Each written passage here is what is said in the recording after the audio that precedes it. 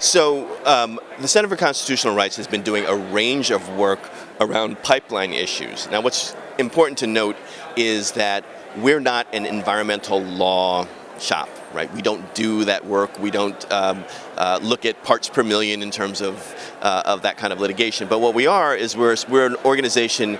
Social change is our client. And as such, we represent protesters and resistors all around the country.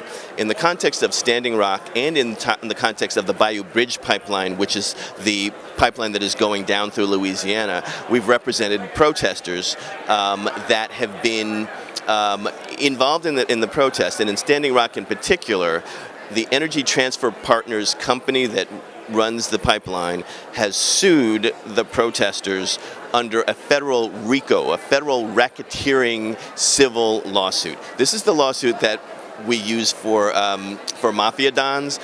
The pipeline company is using this lawsuit against Native communities and activists. We've represented a number of entities. One was we represented Earth First, which was a social movement actually and not an organization. They were sued by the Energy Transfer Partner companies, which by the way has Donald Trump's law firm as their key lawyers, and we got that case dismissed. And we also represented Roberta Tubolz, who was a very well-known activist who had also been sued by them, and we got those cases dismissed.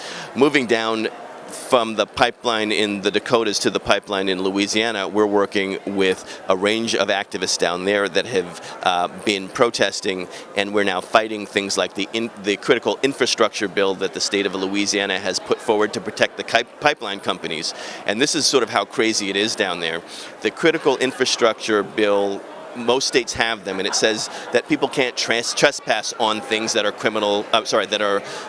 critical infrastructure. That means nuclear facilities, it means this, but they're trying to apply it to oil pipelines in Louisiana. Now, the oil pipelines are underneath the ground in Louisiana, so what they've been doing is they've been arresting and they've been challenging protesters that are standing on the ground over which the pipes are and saying that this is a violation of the critical infrastructure bill and you need to go to jail.